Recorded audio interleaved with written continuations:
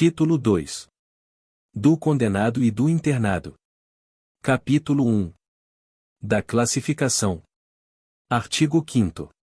Os condenados serão classificados, segundo os seus antecedentes e personalidade, para orientar a individualização da execução penal. Artigo 6º. A classificação será feita por comissão técnica de classificação que elaborará o programa individualizador da pena privativa de liberdade adequada ao condenado ou preso provisório. Artigo 7º.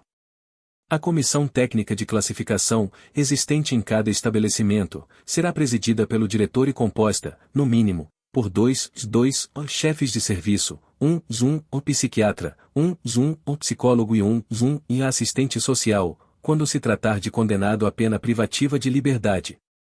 Parágrafo único. Nos demais casos a comissão atuará junto ao juízo da execução e será integrada por fiscais do serviço social. Artigo 8º.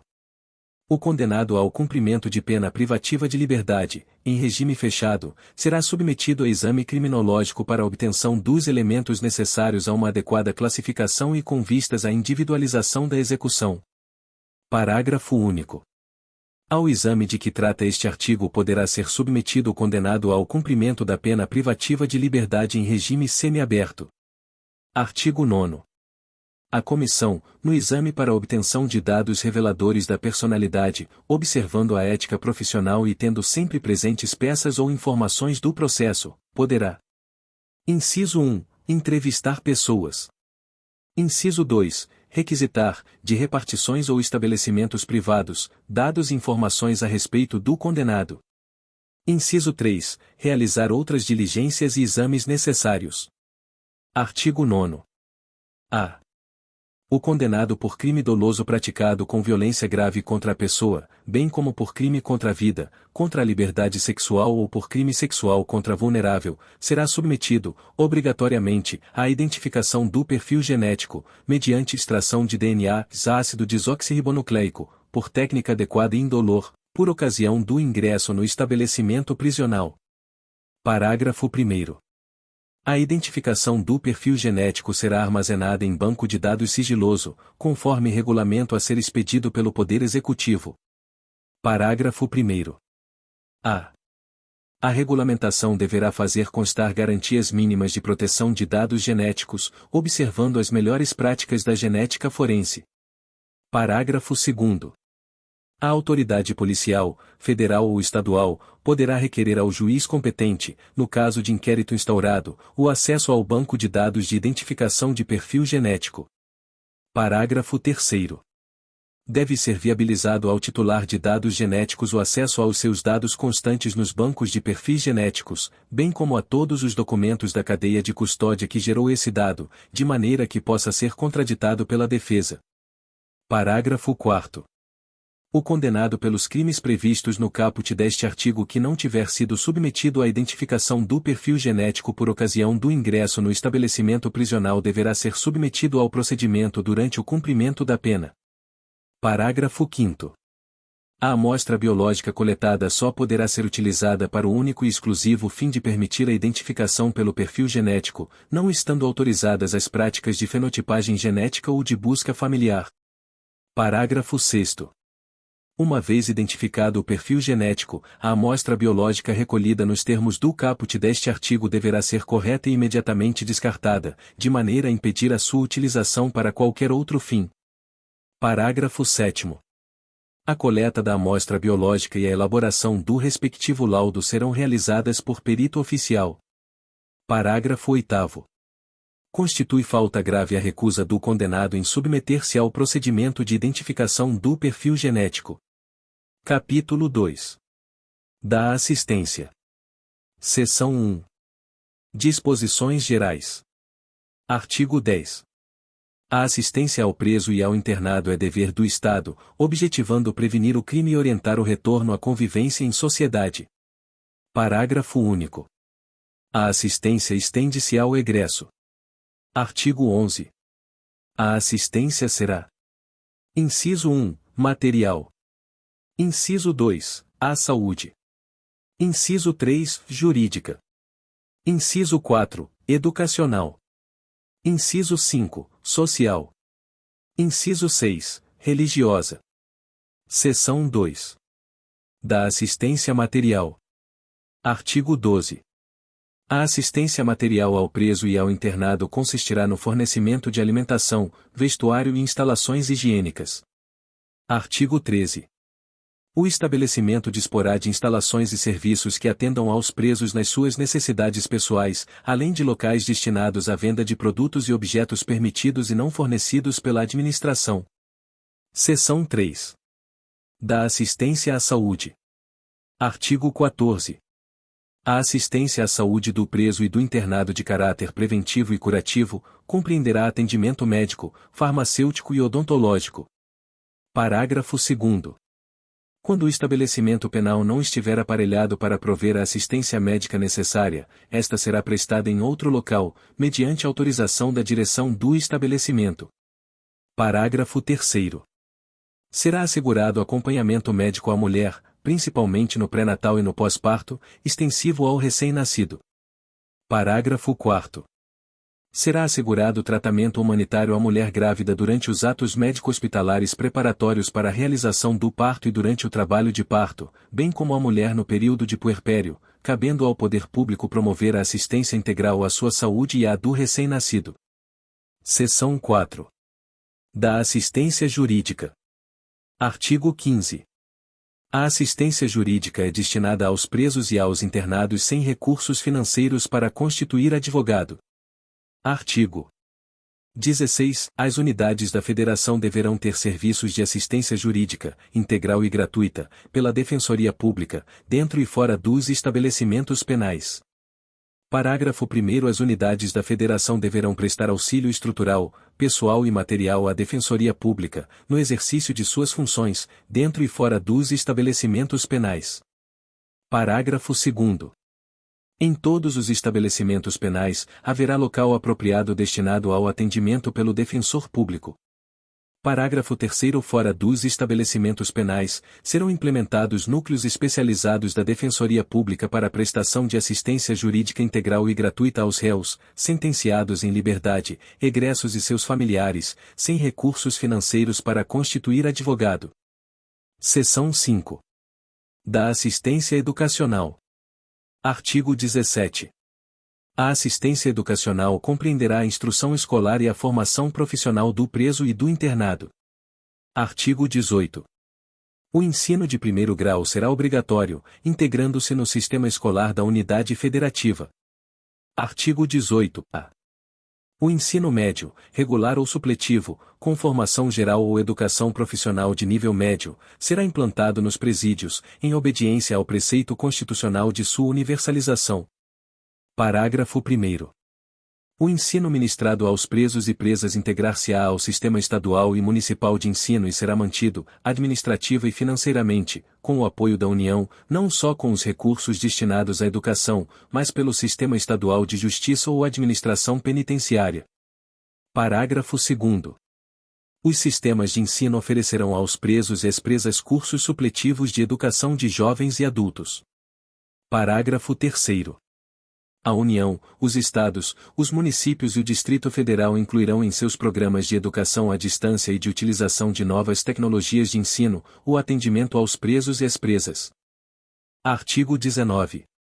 O ensino profissional será ministrado em nível de iniciação ou de aperfeiçoamento técnico. Parágrafo único. A mulher condenada terá ensino profissional adequado à sua condição. Artigo 20. As atividades educacionais podem ser objeto de convênio com entidades públicas ou particulares, que instalem escolas ou ofereçam cursos especializados. Artigo 21. Em atendimento às condições locais, dotar-se a cada estabelecimento de uma biblioteca, para uso de todas as categorias de reclusos, provida de livros instrutivos, recreativos e didáticos. Artigo 21-A. O censo penitenciário deverá apurar. Inciso 1. O nível de escolaridade dos presos e das presas. Inciso 2. A existência de cursos nos níveis fundamental e médio e o número de presos e presas atendidos. Inciso 3. A implementação de cursos profissionais em nível de iniciação ou aperfeiçoamento técnico e o número de presos e presas atendidos. Inciso 4. a existência de bibliotecas e as condições de seu acervo. Inciso 5. Outros dados relevantes para o aprimoramento educacional de presos e presas. Seção 6. Da assistência social. Artigo 22.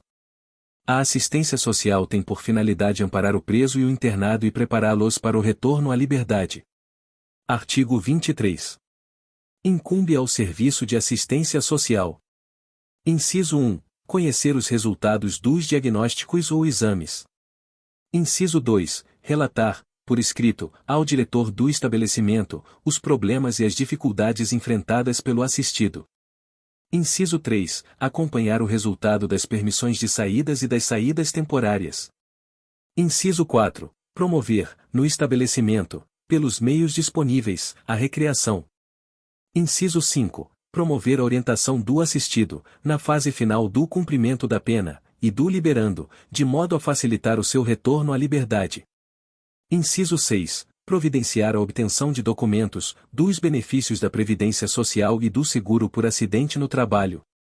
Inciso 7. Orientar e amparar, quando necessário, a família do preso, do internado e da vítima.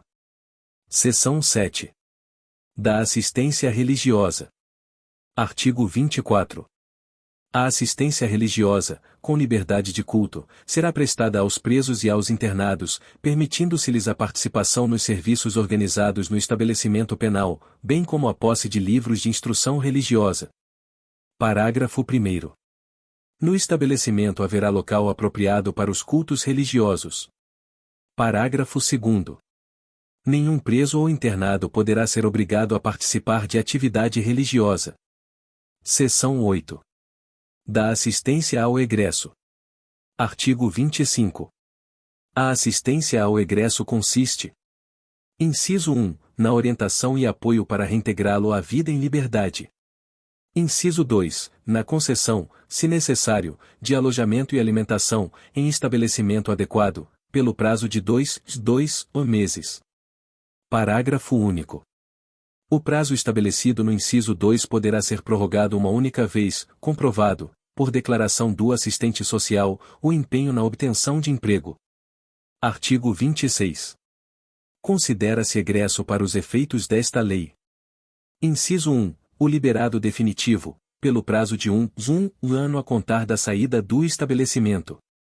Inciso 2. O liberado condicional, durante o período de prova. Artigo 27. O Serviço de Assistência Social colaborará com o egresso para a obtenção de trabalho. Capítulo 3. Do Trabalho. Seção 1. Disposições Gerais. Artigo 28. O trabalho do condenado, como dever social e condição de dignidade humana, terá finalidade educativa e produtiva. Parágrafo 1º. Aplicam-se à organização e aos métodos de trabalho as precauções relativas à segurança e à higiene. Parágrafo 2º. O trabalho do preso não está sujeito ao regime da consolidação das leis do trabalho. Artigo 29. O trabalho do preso será remunerado, mediante prévia tabela, não podendo ser inferior a 3/4 do salário mínimo. Parágrafo 1 grau. O produto da remuneração pelo trabalho deverá atender: alínea A. A indenização dos danos causados pelo crime, desde que determinados judicialmente não reparados por outros meios. Alínea B. A assistência à família. Alínea C. A pequenas despesas pessoais. Alínea D. Ao ressarcimento ao Estado das despesas realizadas com a manutenção do condenado, em proporção a ser fixada e sem prejuízo da destinação prevista nas letras anteriores. Parágrafo 2º. Ressalvadas outras aplicações legais, será depositada a parte restante para a constituição do pecúlio, em caderneta de poupança, que será entregue ao condenado quando posto em liberdade. Artigo 30. As tarefas executadas como prestação de serviço à comunidade não serão remuneradas. Seção 2. Do trabalho interno. Artigo 31. O condenado à pena privativa de liberdade está obrigado ao trabalho na medida de suas aptidões e capacidade. Parágrafo único. Para o preso provisório, o trabalho não é obrigatório e só poderá ser executado no interior do estabelecimento. Artigo 32. Na atribuição do trabalho deverão ser levadas em conta a habilitação, a condição pessoal e as necessidades futuras do preso, bem como as oportunidades oferecidas pelo mercado. Parágrafo 1º. Deverá ser limitado, tanto quanto possível, o artesanato sem expressão econômica, salvo nas regiões de turismo. Parágrafo 2º. Os maiores de 60 anos poderão solicitar ocupação adequada à sua idade. Parágrafo 3º. Os doentes ou deficientes físicos somente exercerão atividades apropriadas ao seu estado. Artigo 33. A jornada normal de trabalho não será inferior a 6 ou nem superior a 8 horas, com descanso nos domingos e feriados. Parágrafo único. Poderá ser atribuído horário especial de trabalho aos presos designados para os serviços de conservação e manutenção do estabelecimento penal. Artigo 34. O trabalho poderá ser gerenciado por fundação ou empresa pública, com autonomia administrativa, e terá por objetivo a formação profissional do condenado. Parágrafo 1º.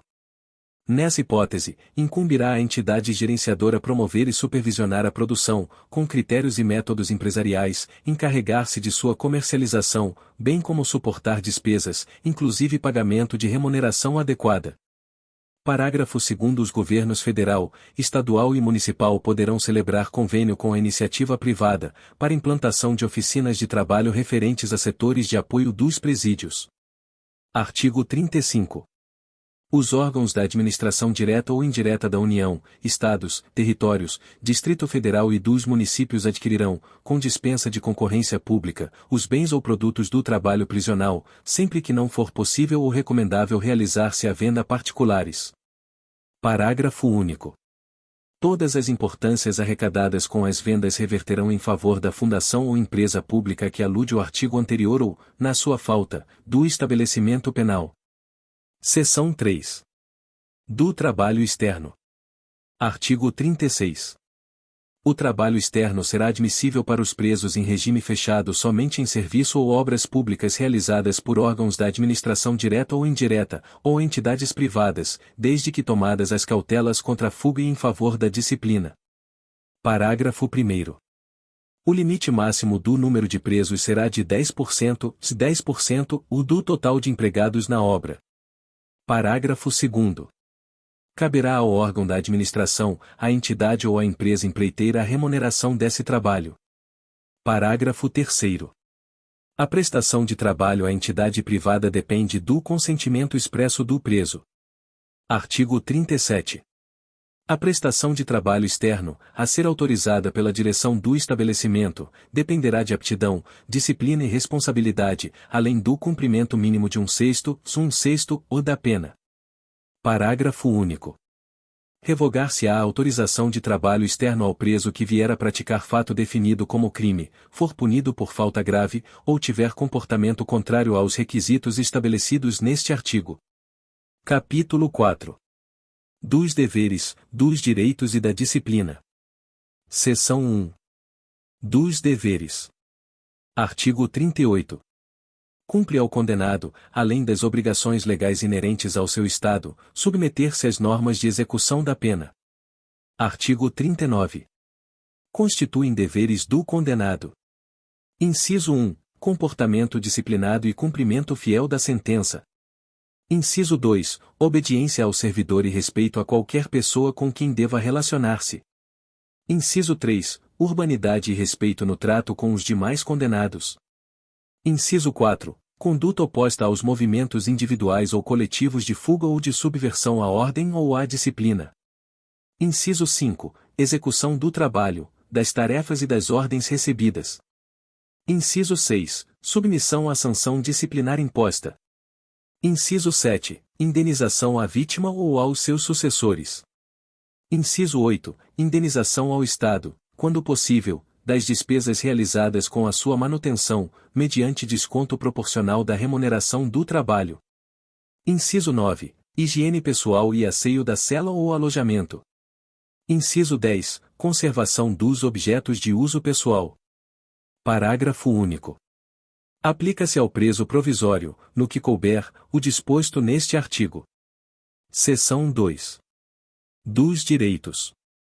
Artigo 40. Impõe-se a todas as autoridades o respeito à integridade física e moral dos condenados e dos presos provisórios. Artigo 41. Constituem direitos do preso. Inciso 1. Alimentação suficiente e vestuário.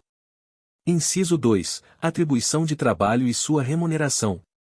Inciso 3. Previdência social. Inciso 4. Constituição de pecúlio. Inciso 5. Proporcionalidade na distribuição do tempo para o trabalho, o descanso e a recreação. Inciso 6. Exercício das atividades profissionais, intelectuais, artísticas e desportivas anteriores, desde que compatíveis com a execução da pena. Inciso 7. Assistência material, à saúde, jurídica, educacional, social e religiosa. Inciso 8. Proteção contra qualquer forma de sensacionalismo. Inciso 9. Entrevista pessoal e reservada com o advogado. Inciso 10. Visita do cônjuge, da companheira, de parentes e amigos em dias determinados. Inciso 11. Chamamento nominal. Inciso 12. Igualdade de tratamento salvo quanto às exigências da individualização da pena. Inciso 13. Audiência especial com o diretor do estabelecimento. Inciso 14. Representação e petição a qualquer autoridade, em defesa de direito. Inciso 15. Contato com o mundo exterior por meio de correspondência escrita, da leitura e de outros meios de informação que não comprometam a moral e os bons costumes. Inciso 16. E atestado de pena a cumprir, emitido anualmente, sob pena da responsabilidade da autoridade judiciária competente. Parágrafo único.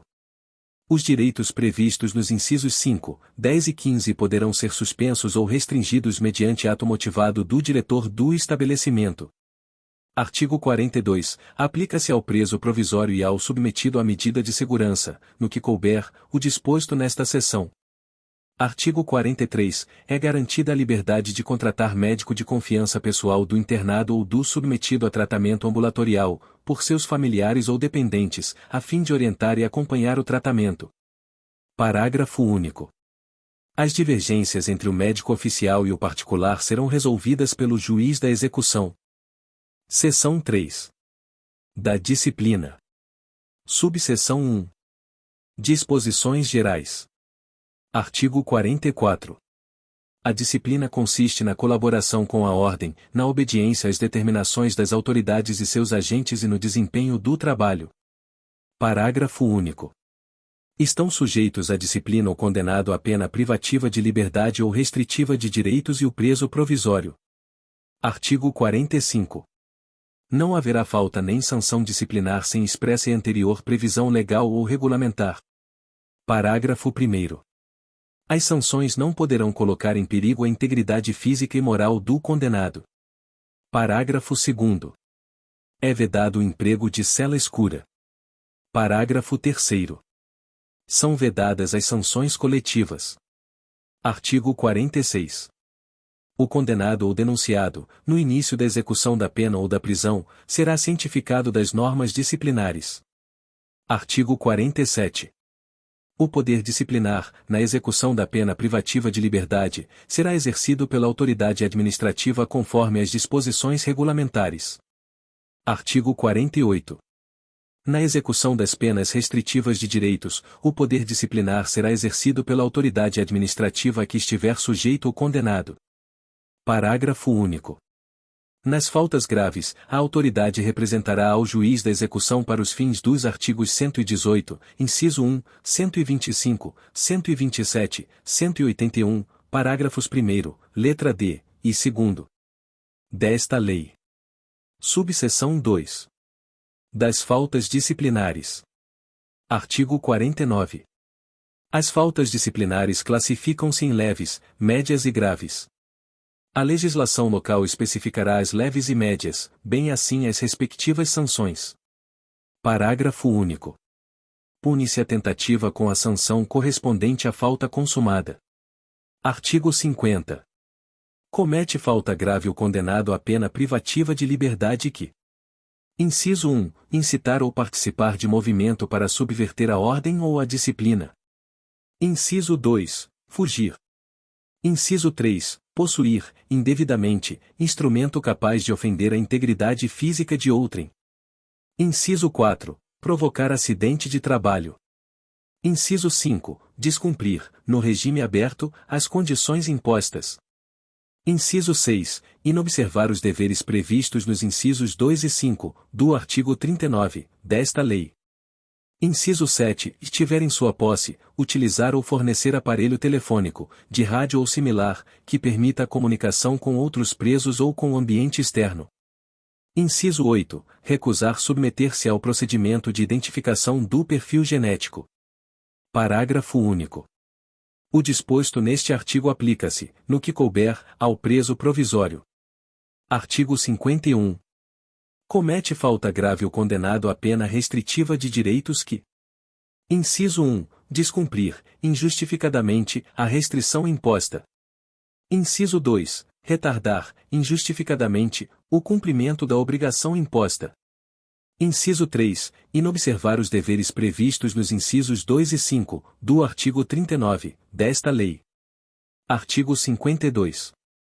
A prática de fato previsto como crime doloso constitui falta grave e, quando ocasionar subversão da ordem ou disciplina internas, sujeitará o preso provisório, ou condenado, nacional ou estrangeiro, sem prejuízo da sanção penal, ao regime disciplinar diferenciado, com as seguintes características.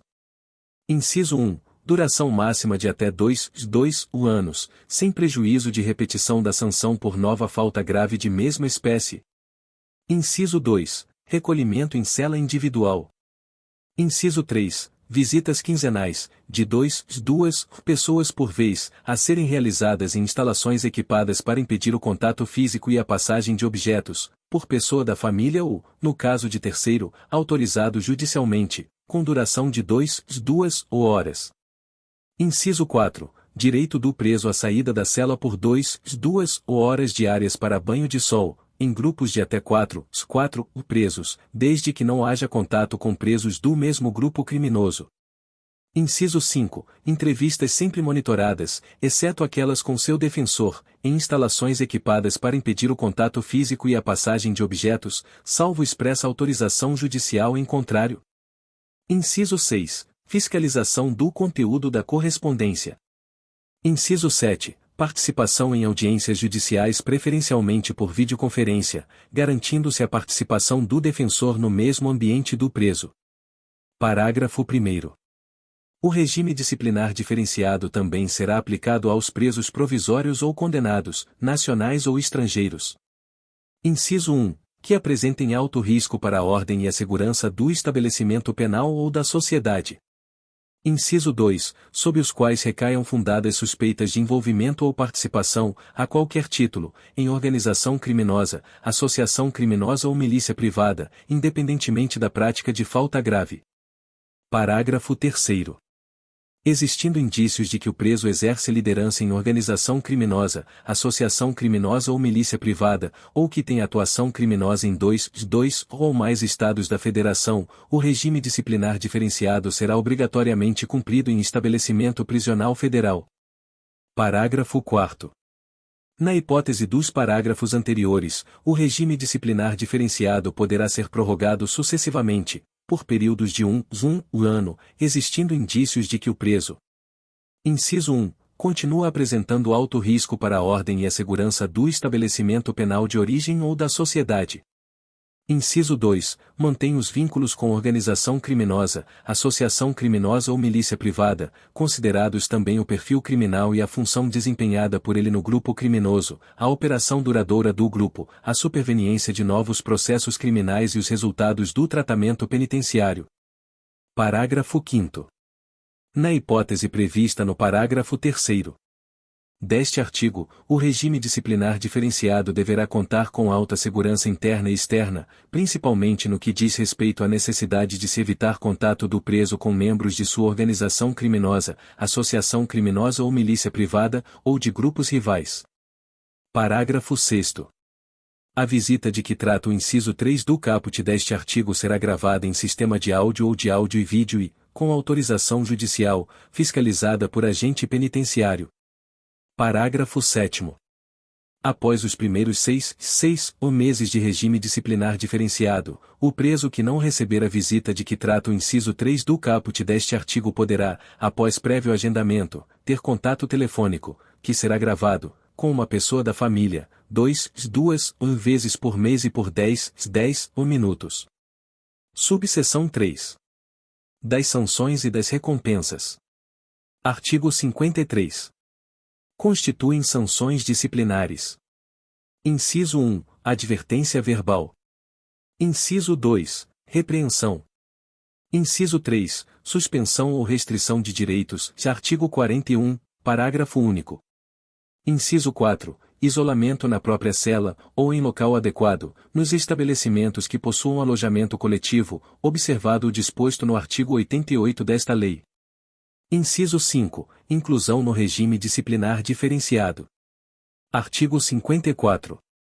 As sanções dos incisos 1 a 4 do artigo 53 serão aplicadas por ato motivado do diretor do estabelecimento e a do inciso 5, por prévio e fundamentado despacho do juiz competente. Parágrafo 1º. A autorização para a inclusão do preso em regime disciplinar dependerá de requerimento circunstanciado elaborado pelo diretor do estabelecimento ou outra autoridade administrativa. Parágrafo 2º. A decisão judicial sobre inclusão de preso em regime disciplinar será precedida de manifestação do Ministério Público e da Defesa e prolatada no prazo máximo de 15 dias. Artigo 55. As recompensas têm em vista o bom comportamento reconhecido em favor do condenado, de sua colaboração com a disciplina e de sua dedicação ao trabalho. Artigo 56. São recompensas. Inciso 1. O elogio. Inciso 2. A concessão de regalias. Parágrafo único. A legislação local e os regulamentos estabelecerão a natureza e a forma de concessão de regalias. Subseção 4. Da aplicação das sanções. Artigo 57. Na aplicação das sanções disciplinares, levar-se-ão em conta a natureza, os motivos, as circunstâncias e as consequências do fato, bem como a pessoa do faltoso e seu tempo de prisão. Parágrafo único. Nas faltas graves, aplicam-se as sanções previstas nos incisos 3 a 5 do artigo 53 desta lei. Artigo 58. O isolamento, a suspensão e a restrição de direitos não poderão exceder a 30 dias, ressalvada a hipótese do regime disciplinar diferenciado. Parágrafo único. O isolamento será sempre comunicado ao juiz da execução. Subseção 5. Do procedimento disciplinar. Artigo 59. Praticada a falta disciplinar, deverá ser instaurado o procedimento para sua apuração, conforme regulamento, assegurado o direito de defesa. Parágrafo único. A decisão será motivada. Artigo 60. A autoridade administrativa poderá decretar o isolamento preventivo do faltoso pelo prazo de até 10 dias. A inclusão do preso no regime disciplinar diferenciado, no interesse da disciplina e da averiguação do fato, dependerá de despacho do juiz competente. Parágrafo único. O tempo de isolamento ou inclusão preventiva no regime disciplinar diferenciado será computado no período de cumprimento da sanção disciplinar.